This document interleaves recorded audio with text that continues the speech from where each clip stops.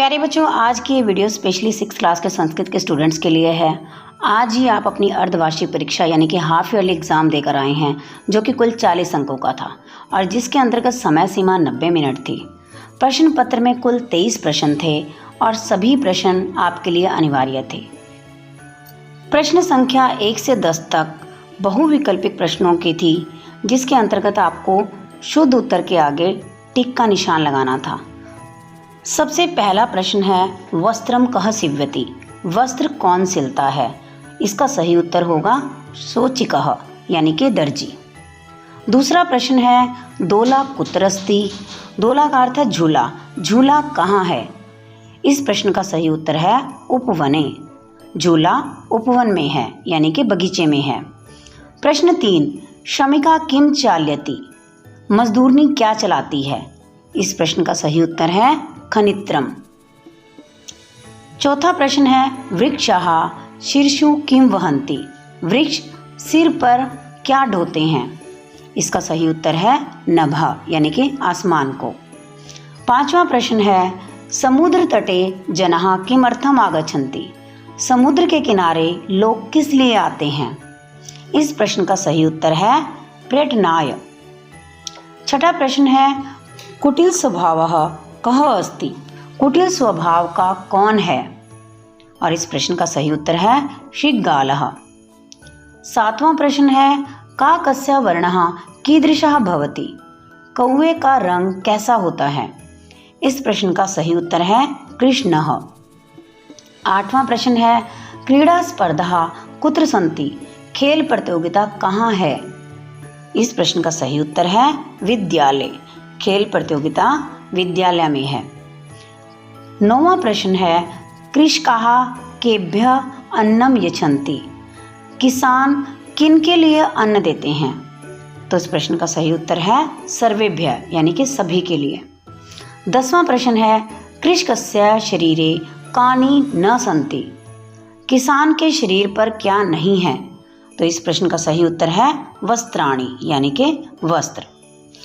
तो ये तो थे 1 से 10 तक के प्रश्न जो बहुविकल्पिक थे और हमें एक सही उत्तर को चुनना था। अब बढ़ते हैं प्रश्न संख्या 11 से 15 की ओर। एतेषां प्रश्नानाम् उत्तराणि एकपदेन शब्देन अथवा शब्दद्वयेन लिखत, इन प्रश्नों के उत्तर एक शब्द में या 2 शब्दों में लिखें। तो 11वां प्रश्न क्या है, डैश चरतः। ऑप्शन में हमें दिया गया है अजः और अजय। चरतः प्रथमा विभक्ति द्विवचन में है, तो इसके साथ किस शब्द का प्रयोग होगा, अजय। अजय का अर्थ है 2 बकरियां, चरता मैंने चरती हैं, 2 बकरियां चरती हैं। तो सही उत्तर क्या हुआ, अजय चरतः।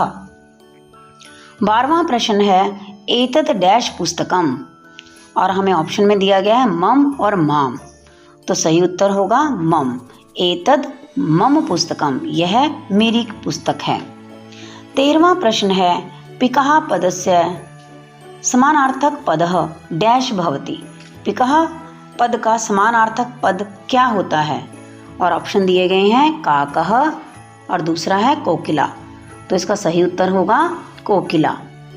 14वां प्रश्न है, वसंत समय पिक काकयोः भेदा भवति, वसंत के समय में कोयल और कौवे में भेद होता है। और हमें इस प्रश्न का उत्तर हाँ या नहीं में देना है। तो हाँ के लिए हम क्या कहेंगे, आम। 15वां प्रश्न है, भिन्न प्रकृतिम पदम चुनतु, हमें 4 पद दिए गए हैं जिसमें से हमें भिन्न प्रकृति का पद चुनना है। और इसका सही उत्तर होगा लता, क्योंकि बाकी सब नदियों के नाम हैं, गंगा, यमुना, नर्मदा। प्रश्न संख्या 16 जो कि 2 अंक का है, वृक्षाः कई पातालम स्पृशन्ति, वृक्ष किससे पाताल का स्पर्श करते हैं। तो इस प्रश्न का सही उत्तर क्या होगा, वृक्षाः पादै पातालम स्पृशन्ति, वृक्ष पैरों से पाताल का स्पर्श करते हैं। प्रश्न संख्या 17, ये प्रश्न भी 2 अंक का है, भारतस्य दीर्घतम समुद्र तटः कः, भारत का सबसे बड़ा समुद्र तट कौन सा है। इस प्रश्न का सही उत्तर होगा भारतस्य दीर्घतमः समुद्र तटः चेन्नई नगरस्य मेरीना तटः, भारत का सबसे बड़ा समुद्र तट चेन्नई नगर का मेरीना तट है। 18वां प्रश्न जो कि 2 नंबर का ही है, शृगालस्य मित्रम कः आसीत्। शृगाल का मित्र कौन था? तो इस प्रश्न का उत्तर है शृगालस्य मित्रम बकः आसीत्। शृगाल का मित्र बगुला था। तो हमारे 16, 17 और 18 ऐसे प्रश्न थे जो 2-2 अंकों वाले थे। बढ़ते हैं प्रश्न संख्या 19, 20 और 21 की ओर।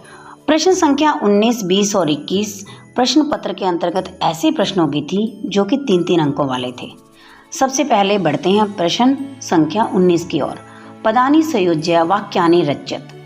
पदों को मिलाकर वाक्यों की रचना कीजिए। हमें कर्ता पद दिए गए थे और धातु दी गई थी, यानी कि क्रिया भी दी गई थी उनकी। इन्हें मिलाकर हमें वाक्यों की रचना करनी थी। तो चलिए वाक्य बनाना शुरू करते हैं। गजः चलन्ति, हाथी चलते हैं। सिंहौ गर्जतः, 2 शेर गरजते हैं। गायकः गायति, गायक गाता है। बालकौ पठतः, 2 बालक पढ़ते हैं। मयूरः नृत्यन्ति, सब मोर नाचते हैं। अश्वः धावति, घोड़ा दौड़ता है। प्रश्न संख्या 20। मंजूषातः उचितम अव्ययपदम चित्वा रिक्त स्थानम पूर्यत। मंजूषा में से उचित अव्यय पदों को चुनकर रिक्त स्थानों की पूर्ति कीजिए। और मंजूषा में पद कौन कौन से दिए गए हैं? जी हाँ, सबसे पहला पद है अद्य। अद्य का अर्थ है आज। अपि यानी कि भी, प्रातः सुबह, कदा कब, सर्वदा हमेशा, अधुना अब। सबसे पहला वाक्य है डैश भ्रमणम स्वास्थ्याय भवति। तो इसके अंतर्गत रिक्त स्थान की पूर्ति में हम क्या लिखेंगे? प्रातः। प्रातः भ्रमणम स्वास्थ्याय भवति। सुबह की सैर स्वास्थ्य के लिए होती है। डैश सत्यम वद, सर्वदा। सर्वदा का अर्थ है हमेशा। सत्यम वद, सच बोलो, हमेशा सच बोलो। त्वं कदा मातुल गृहम गमिष्यसि। तुम कब मामा के घर जाओगे। दिनेशः विद्यालयं गच्छति। दिनेश विद्यालय जाता है।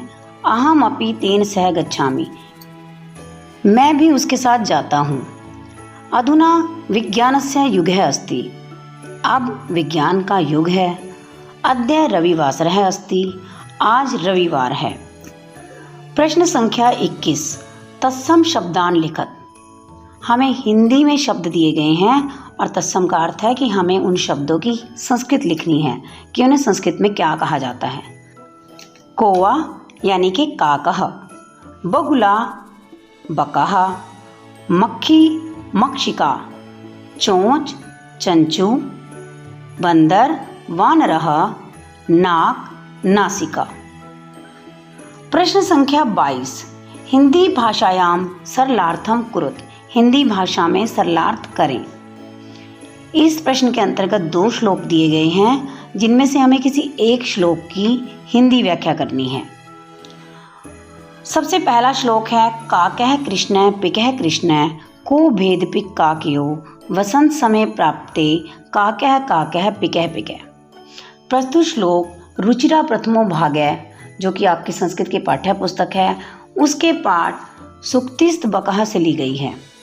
इसमें कहा गया है काकः कृष्ण यानी कि कौवा काला है, पिकः कृष्ण कोयल भी काली है, को भेद पिक काक्यो तो कोयल और कौवे में क्या भेद है।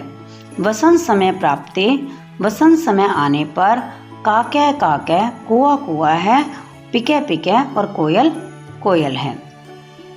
सूर्यस्तप्तु मेघा वा वर्षन्तु विपुलं जलम कृषिका कृषकौ नित्यम शीतकाले अपि कर्मठो। प्रस्तुत श्लोक रुचिरा प्रथमो भाग्य के कृषिका कर्म वीरः नामक पाठ से लिया गया है।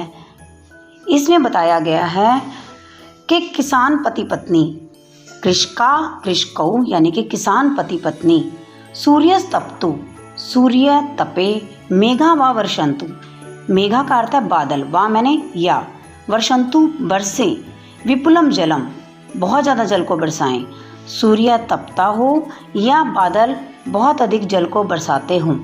कृषका यानी कि किसान की पत्नी, कृषको और किसान, नित्यम हमेशा, शीतकाले अपि ठंड के मौसम में भी, कर्मठो मैंने कर्मशील रहते हैं।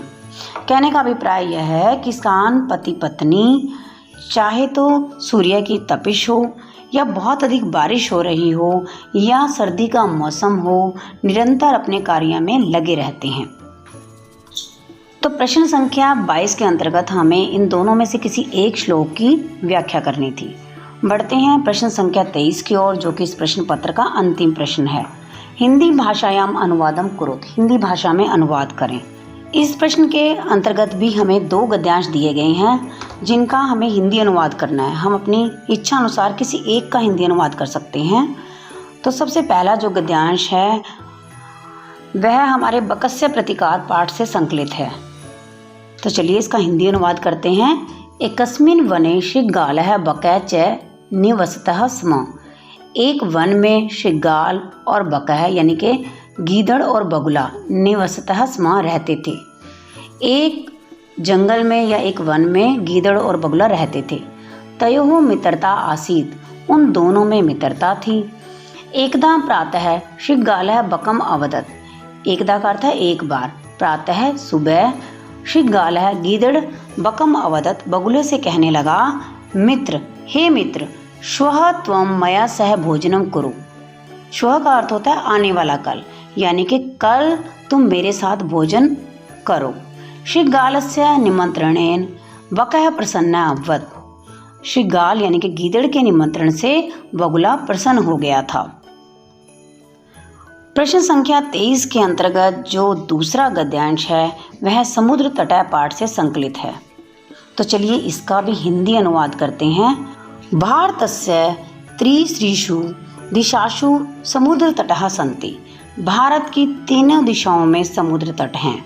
अस्मात् एव कारणात्, इसी कारण से ही भारत देश को प्रायद्वीपः इति कथ्यते, प्रायद्वीप कहा जाता है।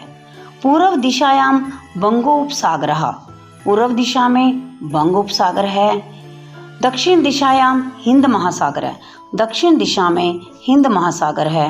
पश्चिम दिशायां च अरब सागर है अस्ति, और पश्चिम दिशा में अरब सागर है। भारत की पूर्व दिशा में बंगोपसागर है, दक्षिण दिशा में हिंद महासागर है और पश्चिम दिशा में अरब सागर है। एतेषां त्रयाणाम् अपि सागराणां संगमः कन्याकुमारी तटे भवति।